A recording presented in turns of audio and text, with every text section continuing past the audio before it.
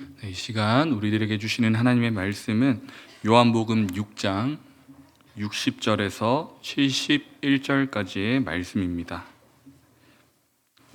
신약성경 요한복음 6장 60절에서 71절까지의 말씀, 신약성경 155면에 있겠습니다.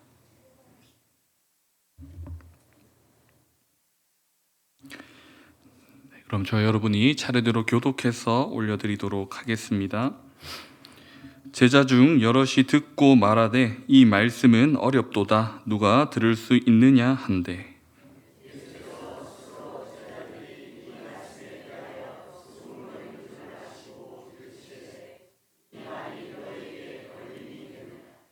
그러면 너희는 인자가 이전에 있던 곳으로 올라가는 것을 본다면 어떻게 하겠느냐?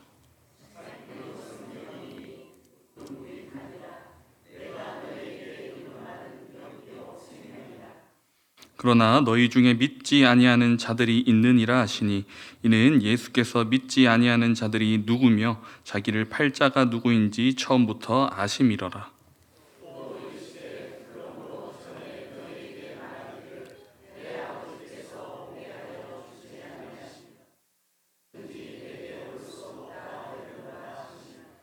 그때부터 그의 제자 중에서 많은 사람이 떠나가고 다시 그와 함께 다니지 아니하더라.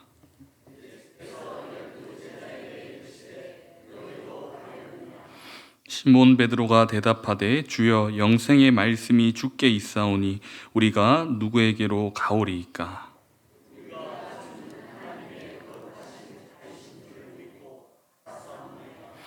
예수께서 대답하시되 내가 너희 12를 택하지 아니하였느냐?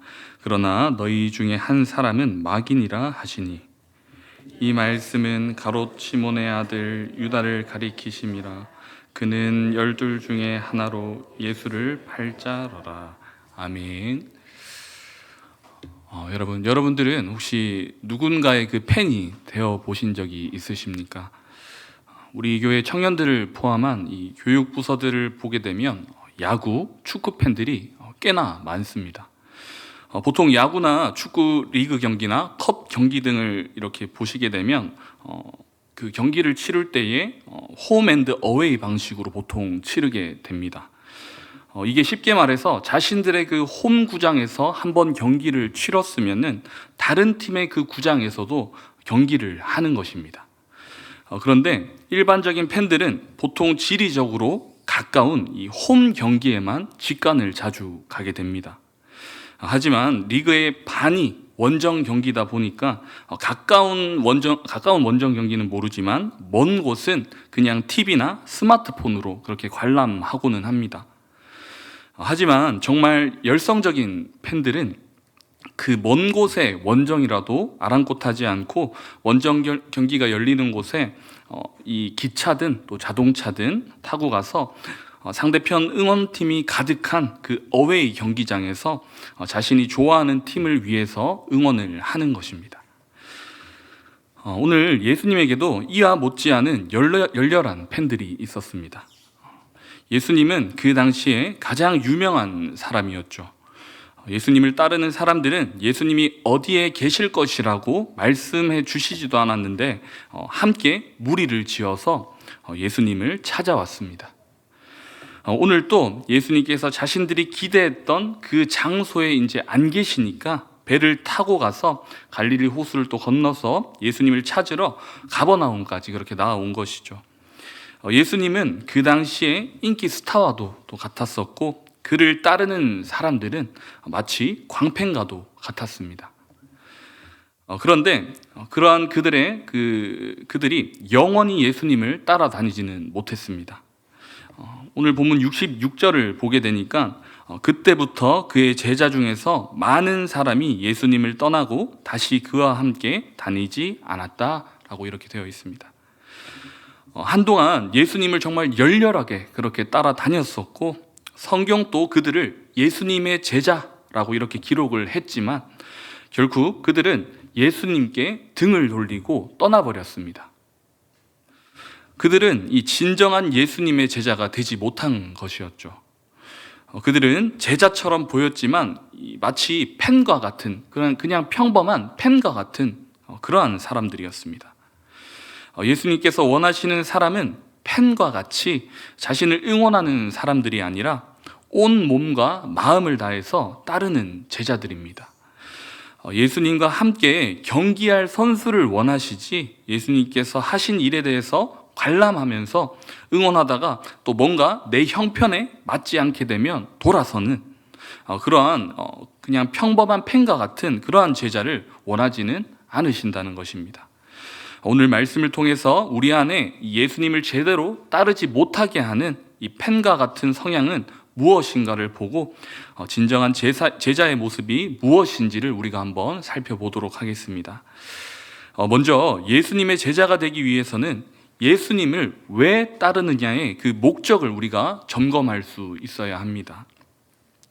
우리가 읽지는 않았지만 요한복음 6장 2절에 보시게 되면 왜 큰 무리들이 예수님을 따라다녔는지 그 동기가 잘 나와 있습니다. 큰 무리가 따르니 이는 병자들에게 행해지는 표적을 보았음이러라 라고 이렇게 나와 있습니다. 저번 오후 예배 때 이 요한복음 5장을 보면서도 우리가 등장을 했었는데 예수님께서는 그 가버나움에 오시기 전에 예루살렘에 가셨다가 베데스다 그 연못가에 누워 있었던 38년 된 병자를 그렇게 고쳐 주었었죠.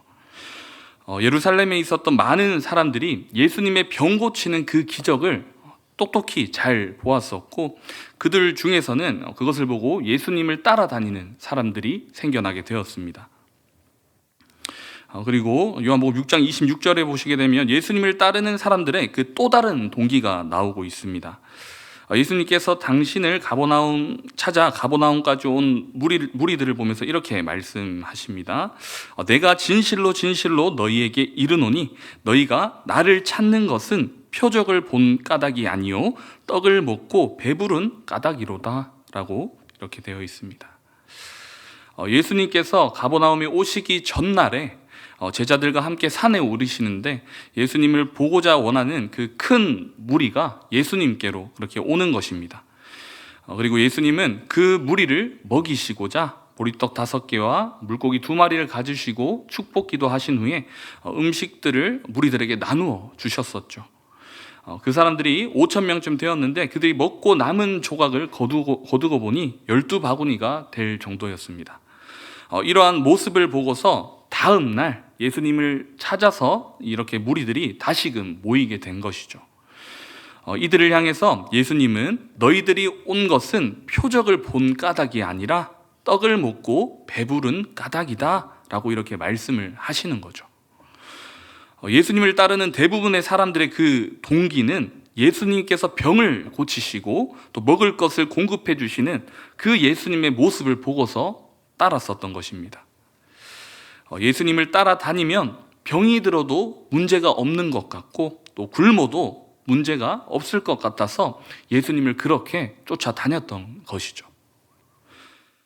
그런데 예수님께서 원하셨던 것은 예수님이 일으키신 이 기적들을 통하여서 예수님이 누구인지를 알기를 원하셨던 것입니다. 그 사람들이 예수님으로부터 먹고 마시는 것을 공급받기 위해서 이렇게 따르는 것이 아니라 예수님이 그들을 구원할 메시아임을 이 기적들을 통해서 깨닫고 자신의 육적인 만족을 채우기 위한 것이 아니라 예수님의 영적인 요구들을 채우기 위해 예수님을 따르길 그렇게 원하셨던 것이죠. 그런데 그 사람들의 초점은 예수님이 어떠한 존재인가에 대해서 그렇게 초점하지를 않았었습니다. 그들은 예수님을 통하여서 자신의 필요를 채우는 것에만 그렇게 초점했다는 것이죠. 내가 아플 때에 병을 고쳐주시고 내가 배가 고플 때에 배고픔을 해결해주는 그러한 존재로서 봤던 것입니다.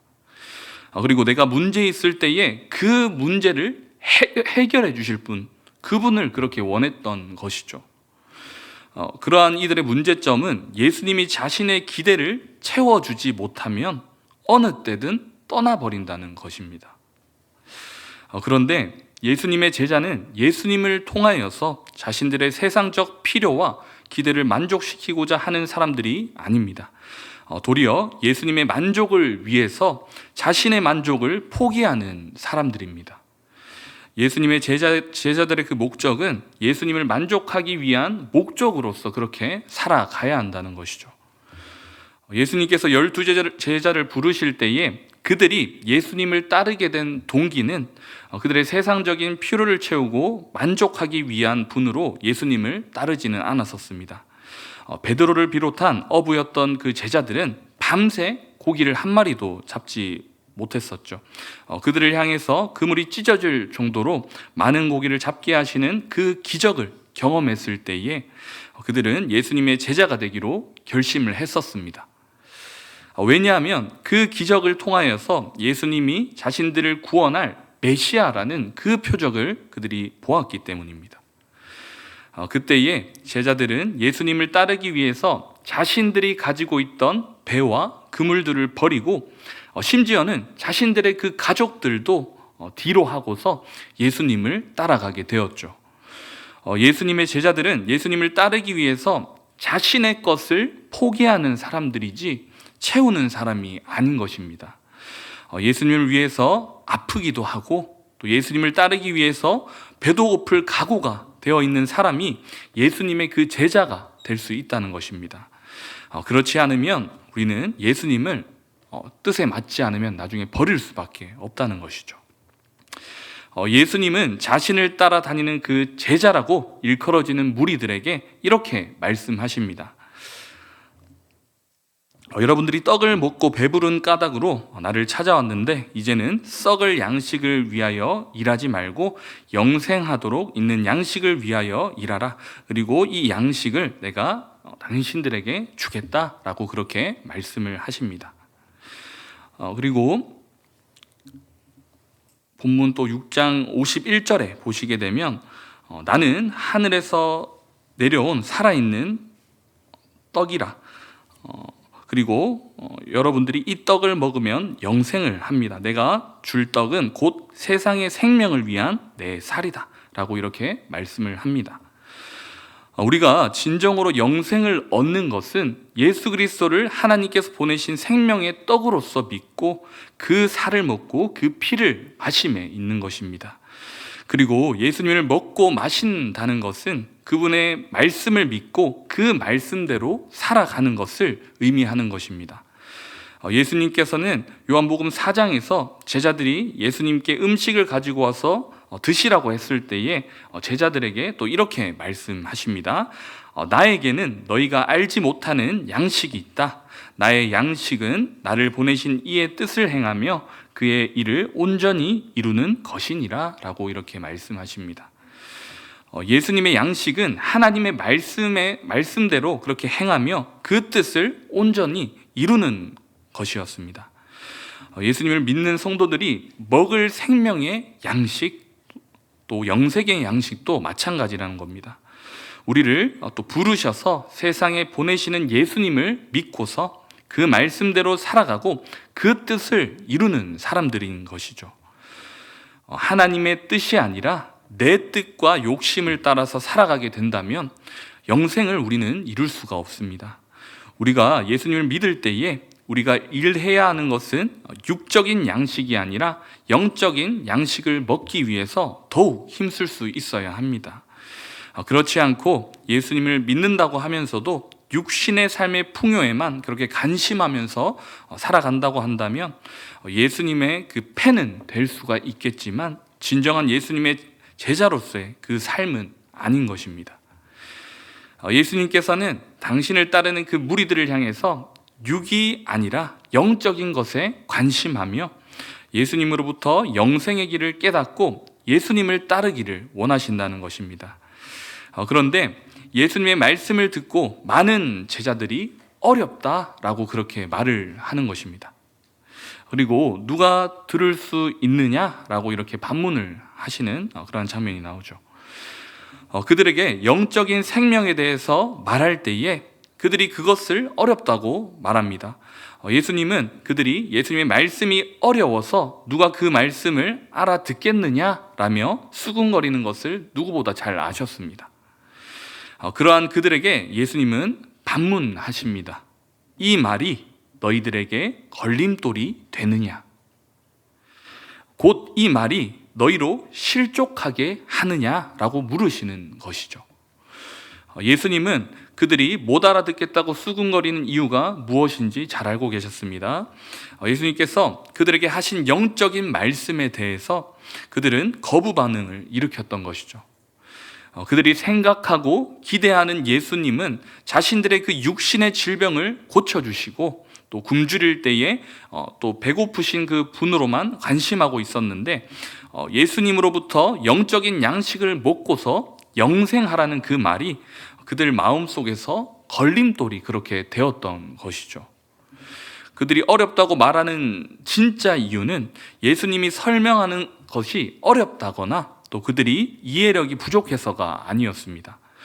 그들이 예수님이 그 영적인 말씀을 듣고 어렵다고 말하는 것은 어려워서가 아니라 자신들의 관심거리가 아니고 또 듣고 싶지 않았기 때문에 그렇게 말을 했었던 것입니다. 제가 예전에 그 네이버 지식인에서 한 아이를 키우는 그 어머니가 아이에게 청력에 이 문제가 있는 것은 아닌가라며 이렇게 상담글을 제가 올렸던 것을 본 적이 있습니다.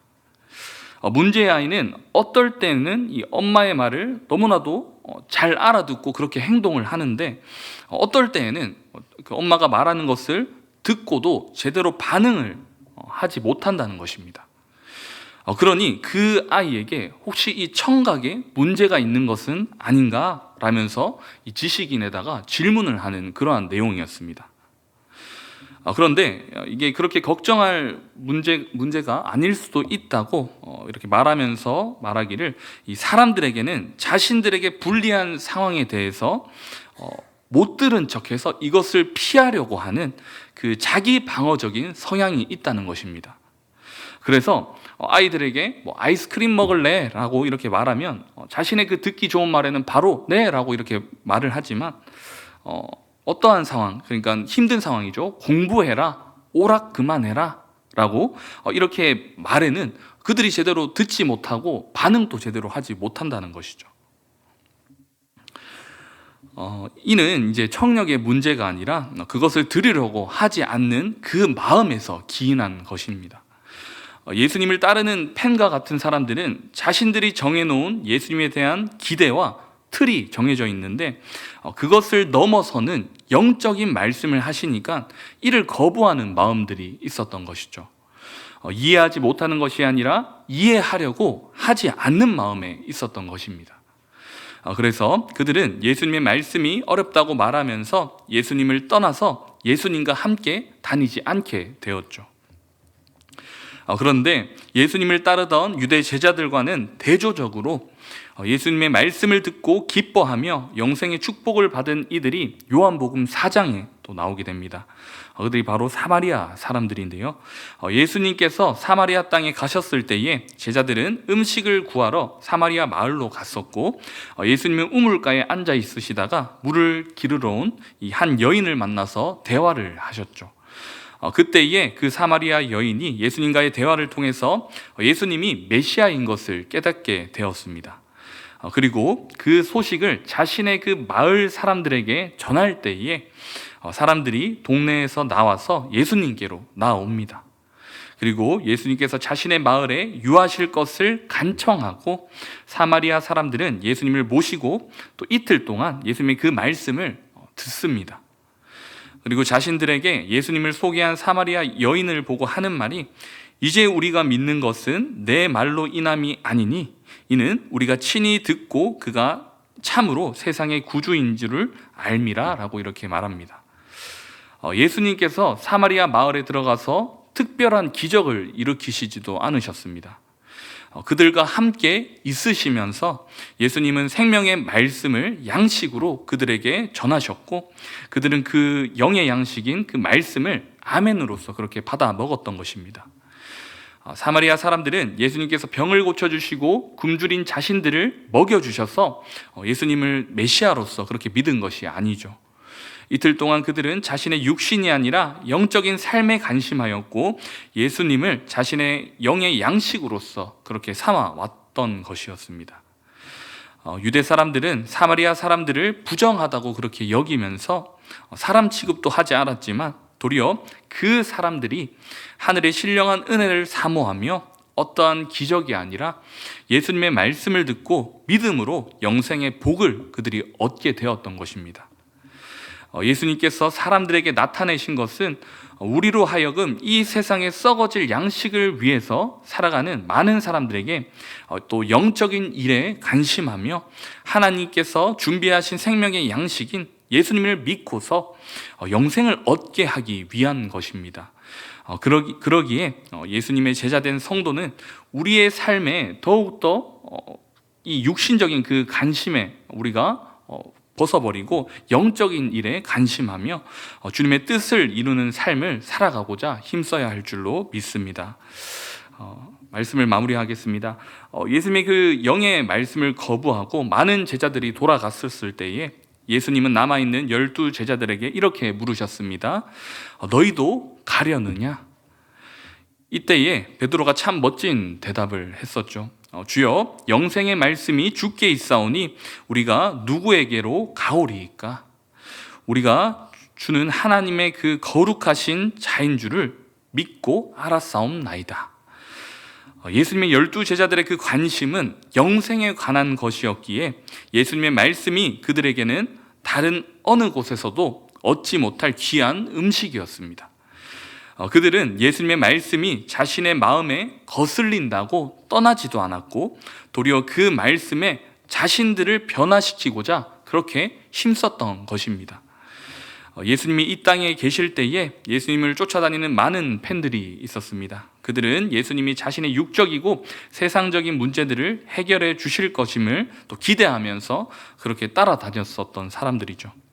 그런데 정작 예수님께서는 영적인 삶에 대해서 말씀하시면서 영적인 변화의 삶을 요구할 때에 그들의 그 정말 뜨거웠던 마음들이 식어져 버리고 예수님을 떠나버릴 수밖에 없었습니다. 예수님을 따라다니는 사람들이 예수님의 팬으로서 그렇게 남기를 원하지 않으십니다. 자신의 기호에 맞지 않으면 그냥 환호하다가도 자신의 기호에 이제 맞게 되면 또 그렇게 좋아해져 버리는 그러한 사람들을 주님께서는 원하지 않으신다는 거죠. 예수님은 팬이 아니라 예수님과 함께 영생의 일을 위해서 일할 선수들을 원하십니다. 육신의 만족을 위해서 일하는 사람들에게 영의 만족을 위한 일을 위해서 살아가라고 외치시는 이 예수님의 일을 우리가 함께 하는 것입니다. 예수님은 누가복음 9장 23절에 제자들에게 이렇게 말씀하고 계십니다. 또 무리들에게 이르시되 아무든지 나를 따라오려거든 자기를 부인하고 날마다 제 십자가를 지고 나를 따를 것이니라. 예수님의 제자가 된다는 것은 예수님의 뜻을 따라서 내 자신을 부인하고 나의 만족과 기대가 아니라 예수님의 뜻을 이루어 나가는 것입니다. 예수님은 당신의 그 한 팀과 되어서 영적인 일을 위해서 함께 뛰어나갈, 함께 일할 사람들을 원하십니다. 그렇게 하기 위해서 우리는 육적인 양식과 이 풍요와는 비교할 수 없는 더 크고 풍성한 영적인 양식이 주님께로부터 있음을 믿고 그 영적인 풍성한 은혜를 공급받기 위해서 우리가 관심하며 일해야 할 줄로 믿습니다. 예수님이 제자들에게 하셨던 질문을 저와 여러분들에게도 그렇게 또 하십니다. 너희도 가려느냐? 나의 관심이 예수님께서 관심하는 것으로부터 멀어지고 예수님이 요구하시는 그 삶이 아니라 자꾸 내 생각과 만족을 위해서 고집하면서 살아가고자 할 때에 예수님의 물음을 우리가 자문했으면 좋겠습니다. 너희도 가려느냐? 너희도 가려느냐?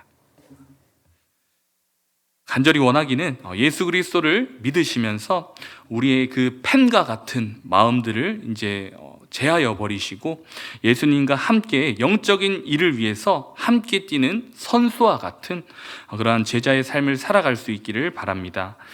설령 영생의 그 말씀을 믿고 살아가다가 내가 굶주리고 어려움을 당한다고 할지라도 그것이 육적인 어떠한 풍요보다 더 귀함을 믿고서 예수님의 팬이 아니라 예수님을 죽기까지 따를 수 있는 선수와 같은 제자로서 살아갈 수 있기를 간절히 소망합니다.